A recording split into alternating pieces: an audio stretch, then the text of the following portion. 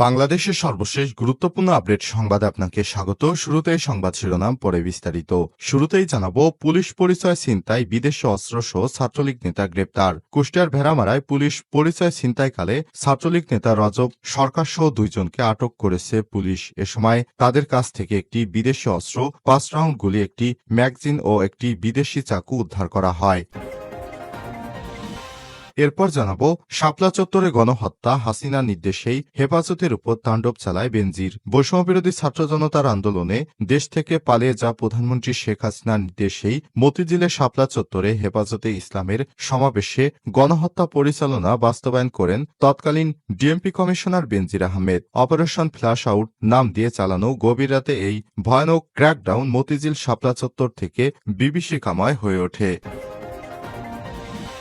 এদিকে বৈষম্যহীন বাংলাদেশ বিনির্মাণে জামাতের লড়াই চালু থাকবে বলেন ডা শফিকুর রহমান। বৈষম্যহীন বাংলাদেশ বিনির্মাণে জামাতের লড়াই চালু থাকবে জানিয়ে বাংলাদেশ জামাত ইসলামের আমির ডা শফিকুর রহমান বলেছেন, যতক্ষণ পর্যন্ত চাঁদাবাজি, ছিনতাই, হানাহানি, টেন্ডারবাজি, ঘুষখোর বন্ধ না হবে ততদিন পর্যন্ত আমাদের লড়াই চলবে। বাংলাদেশ হবে একতা, সাম্য এবং ন্যায়ের ভিত্তিতে। জানাবো, হাসিনার বিচারে সব দল একমত। ক্ষমতাচ্যুত প্রধানমন্ত্রী শেখ হাসিনার বিচার চায় দেশের সব রাজনৈতিক দল। নৈতিক আমার দেশকে সব দলের নেতারা জানিয়েছে, শেখ হাসিনার শাসনামলে যত গুম, খুন, অপহরণ ও নির্যাতন হয়েছে এর দায় কোনোভাবেই শেখ হাসিনা এড়াতে পারে না। এদিকে রাষ্ট্রপতি পদে সরাসরি ভোট চায় 83% মানুষ। রাষ্ট্রপতি পদে সরাসরি ভোট চায় 83% মানুষ। বাংলাদেশ পরিসংখ্যান ব্যুরো পরিচালিত এক জরিপে এমন মতামত এলেও সংবিধান সংস্কার ও নির্বাচনী ব্যবস্থা সংস্কার কমিশনের সুপারিশে পরোক্ষ ভোটে রাষ্ট্রপতি নির্বাচনের কথা বলা হয়েছে। এবং সর্বশেষ জানাবো, দাবানলে ক্ষয় এখনো থামেনি। লস অ্যাঞ্জেলেসে চলমান দাবানলে এখনো 1,70,000-এর বেশি মানুষ নিরাপদ জায়গায় সরিয়ে নেওয়ার প্রক্রিয়া চলছে। দমকল কর্মীরা দাবানল নেভানোর জন্য নিজেদের সর্বোচ্চ চেষ্টা চালিয়ে যাচ্ছেন। তবে পরবর্তী সপ্তাহে ঝড়ের কারণে দাবানল আরও বৃদ্ধি পেতে পারে বলেও আশঙ্কা প্রকাশ করা হয়েছে। খবর যুক্তরাষ্ট্রের সংবাদ মাধ্যম CNN-এর। প্রিয় দর্শক, এতক্ষণ শুনছিলেন সংবাদ শিরোনাম, এবারে বিস্তারিত। তবে তার আগে বন্ধুরা, অনুরোধ থাকবে সংবাদটিতে একটি লাইক দিন। এই চ্যানেলে আপনি নতুন হয়ে থাকলে আমাদের সংবাদটি দেখতে দেখতে চ্যানেলটি সাবস্ক্রাইব করে রাখুন। কমেন্ট করে আপনার মূল্যবান মতামত জানিয়ে দিন আপনি বিশ্বের কোন দেশ থেকে বা বাংলাদেশের কোন স্থান থেকে আমাদের সংবাদটি দেখছেন এবং শুনছেন। এবারে বিস্তারিত। পুলিশ পরিচয় ছিনতাই, বিদেশি অস্ত্রসহ ছাত্রলীগ নেতা গ্রেপ্তার। কুষ্টিয়ার ভেড়ামারায় পুলিশ পরিচয় ছিনতাই করার কালে ছাত্রলীগ নেতা রজব সরকার সহ 2 জনকে গ্রেপ্তার করেছে পুলিশের। সময় তাদের কাছ থেকে একটি বিদেশি অস্ত্র, 5 রাউন্ড গুলি, একটি ম্যাগাজিন ও একটি বিদেশি চাকু উদ্ধার করা হয়েছে। শুক্রবার বিকেলে 3:30টার দিকে ভেড়ামারা প্রাকপুর রোডের হাওয়াখালী নামক জায়গা থেকে তাদের আটক করা হয়। ভেড়ামারা থানার ওসি তদন্ত রকিবুল ইসলাম বিষয়টি কালবেলাকে নিশ্চিত করেছেন।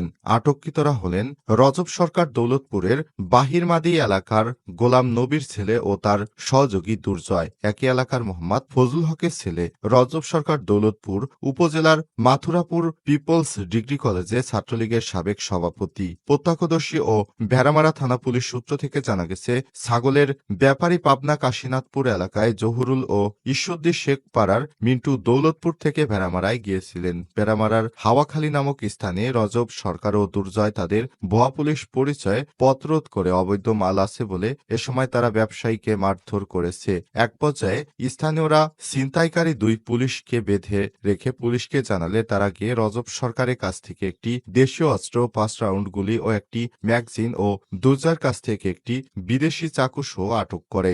ভুক্তভোগী জহুরুল জানান, উপজেলার হাওয়াখালী নামক স্থানে তাদেরকে 2 জন পুলিশ পরিচয় দিয়ে থামতে বলে। পরে তাদের পকেট চেক করতে থাকে। এক পর্যায়ে আমরা চিৎকার দিলে স্থানীয়রা গিয়ে তাদের বেঁধে রাখে, আমরা পালিয়ে যাই। ভেড়ামারা থানার ওসি তদন্ত রফিকুল ইসলাম কালবেলাকে বিষয়টি নিশ্চিত করেছেন। শাপলা চত্বরে গণহত্যা, হাসিনা নির্দেশে হেফাজতের উপর তাণ্ডব চালায় বেনজির। বৈষম্যবিরোধী ছাত্র জনতার আন্দোলনে দেশ থেকে পালিয়ে যাওয়া সাবেক প্রধানমন্ত্রী শেখ হাসিনার নির্দেশে শাপলা চত্বরে হেফাজত ইসলামের সমাবেশে গণহত্যার পরিকল্পনা বাস্তবায়ন করেছিল তৎকালীন ডিএমপি কমিশনার বেনজির আহমেদ। অপারেশন ফ্ল্যাশ আউট নাম দিয়ে চালানো গভীর রাতে এই ভয়াবহ ক্র্যাকডাউনে মতিঝিল শাপলা চত্বর এলাকা বিভীষিকাময় হয়ে ওঠে। এদিকে এই ঘটনায় হেফাজত ইসলামে মামলা করায় আন্তর্জাতিক অপরাধ ট্রাইব্যুনাল বিষয়টিকে গুরুত্বের সঙ্গে দেখছে। ১৩ বছর আগে ঘটে যাওয়া নারকীয় এই হত্যাকাণ্ডের ঘটনার সঙ্গে আইন শৃঙ্খলা রক্ষাকারী বাহিনীর কারা কিভাবে জড়িত এবং এর মাস্টারমাইন্ড কারা ছিলেন তা উদ্ঘাটন করছে পুলিশের কাছে বিস্তারিত তথ্য চাওয়া হয়েছে। জড়িতদের মধ্যে অনেকের নাম, পরিচয় এবং ওই রাতে তাদের ভূমিকা কি ছিল এ বিষয়ে ট্রাইব্যুনালে তথ্য আসতে শুরু করেছে। ইতিমধ্যেই পাঠানো তথ্যের অনেকের মুখোশ উন্মোচন হয়ে গেছে। সংক্রান্ত তথ্য প্রমাণের অনুলিপি যুগান্তরের হাতেও এসেছে। গত ৮ই ডিসেম্বর ট্রাইব্যুনালের সহকারী পরিচালক এবং মামলার তদন্ত কর্মকর্তা ফতে মোহাম্মদ ইফতেখারুল আলম স্বাক্ষরিত চিঠিতে বলা হয়েছে ২০১৩ সালের ৫ ও ৬ মে সাবেক সরকারের বিভিন্ন বাহিনী, আওয়ামী লীগ ও অন্যান্য দলীয় নেতৃত্ববৃন্দ, সশস্ত্র ব্যক্তিরা পরিকল্পিতভাবে শাপলা চত্বর, মতিঝিল এবং আশপাশের এলাকায় ব্ল্যাক আউট করে জমায়েত হওয়া নেতাকর্মীদের উপর নির্বিচারে গুলিবর্ষণ শুরু করে এতে গণহত্যা ও মানবতা বিরোধী অপরাধ সংগঠিত হয়। এই মর্মে প্রাপ্ত অভিযোগ আন্তর্জাতিক অপরাধ ট্রাইব্যুনালে তদন্তাধীন রয়েছে। এ সংক্রান্ত মামলা সুষ্ঠু ও যথাযথ তদন্তের স্বার্থে নিম্নবর্ণিত তথ্যাদি জরুরি ভিত্তি প্রয়োজন। জানতে চাইলে ফতে মোহাম্মদ ইফতেখারুল আলম বৃহস্পতিবার যুগান্তরকে বলেছেন, যেসব তথ্য চাওয়া হয়েছে এর পুরোটা এখনো পাওয়া যায়নি। শীঘ্রই হয়তো এ বিষয়ে তথ্য এসে পৌঁছবে। এক প্রশ্নে জবাবে তিনি বলেছেন, ৫ই আগস্ট হাসিনা সরকার পতনের পর হেফাজতে ইসলামের পক্ষ থেকে ট্রাইব্যুনালে লিখিত অভিযোগ দায়ের করা হয়েছে। এ সংক্রান্ত অভিযোগ তদন্তের স্বার্থে ট্রাইব্যুনালের পক্ষ থেকে সংশ্লিষ্ট বিষয়ে তথ্য চাওয়া হয়। বৈষম্যহীন বাংলাদেশ বিনির্মাণে জামাতের লড়াই চালু থাকবে ডা. শফিকুর রহমান। বৈষম্যহীন বাংলাদেশ বিনির্মাণে জামাতের লড়াই চালু থাকবে বলে জানিয়েছে বাংলাদেশ জামাত ইসলামের আমির ডা. শফিকুর রহমান। শুক্রবার ১৭ জানুয়ারি সন্ধ্যা ৭টায় চুয়াডাঙ্গা থেকে রাজশাহী যাওয়ার পথে নাটোরের বড়াই গ্রামের বনপাড়া বাইপাস চত্বরে আয়োজিত এক পথসভায় সব কথা জানান তিনি। ড. শফিকুর রহমান বলেছেন, যতক্ষণ পর্যন্ত আমাদের বাংলাদেশ একটা মানবিক দেশ না হবে, দুর্নীতিমুক্ত, দুঃশাসন মুক্ত, বৈষম্য মুক্ত বাংলাদেশ না হবে, ততদিন পর্যন্ত আমাদের লড়াই চলতে থাকবে। এই লড়াই বাংলাদেশের মানুষকে আমরা পাশে চাই। এদেশ হিন্দু, মুসলিম, বৌদ্ধ, খ্রিস্টান সবার, কাজেই সুন্দর দেশ গড়তে সবার সহযোগিতা লাগবে। তিনি বলেছেন, আমরা এমন একটা দেশ গড়তে চাই যেখানে ব্যবসায়ীদের কাছে কেউ চাঁদাবাজি করবে না, হুমকি ধামকি দেবে না, কেউ চাঁদাবাজি করবে না, ঘুষখোর ঘুষ খাবে না। আর এমন দেশ গড়তে গেলে কোরআনের আইন চালু করতে হবে। আমাদের সন্তানরা যারা জীবন দিয়েছেন, আহত হয়েছে, পঙ্গু হয়েছে, তারা এমন বৈষম্যমুক্ত দেশ চায়। জামাতের আমির বলেছেন, আমাদের সন্তানরা যে স্বপ্ন নিয়ে প্রাণ দিয়েছে, যে স্বপ্ন পূরণে আমরা অঙ্গীকারাবদ্ধ, সে স্বপ্ন পূরণে আমরা কারো কাছে মাথা নত করব না। আমরা এখনো কোনো দুরাচারের সঙ্গে আপোষ করব না। এ সময় উপস্থিত ছিলেন জেলা জামাতের আমির ডা. মীর নুরুল ইসলাম, জেলা সহকারী সেক্রেটারি অধ্যাপক আবুল হাকিম, জেলা পরিষদের সদস্য অধ্যাপক আবুল হোসাইন, নাটোর শহর এর আমির রাশেদুল ইসলাম রাশেদ, উপজেলা জামাতের আমির মাওলানা হাবিবুর রহমান, সেক্রেটারি আবু বকর সিদ্দিক এবং উপজেলা ছাত্র শিবিরের সভাপতি নাজমুল ইসলাম।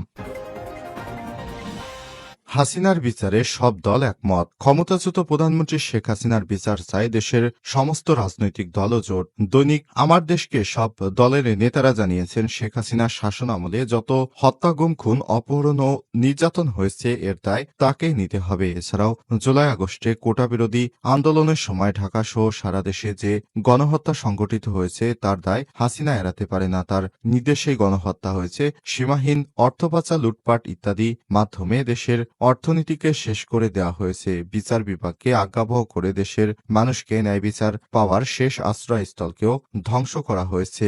রাষ্ট্রশাসনের মানুষের প্রতিনিধি বাছাইয়ের নির্বাচন ব্যবস্থাকে ধ্বংস করে দিয়ে দেশের গণতান্ত্রিক ব্যবস্থার মূলেই আঘাত এনেছে সে, যা রাষ্ট্রকে অকার্য করার নামান্তর।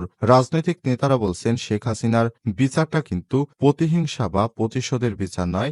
বিচার না হলে বিচারহীনতায় সংস্কৃতি চলতেই থাকবে। সুতরাং সমাজের ন্যায় বিচার ও প্রতিষ্ঠা ও ভবিষ্যতে এ ধরনের কাজ করে কেউ যাতে পার পেতে না পারে তা নিশ্চিত করার জন্য বিচার হওয়া দরকার।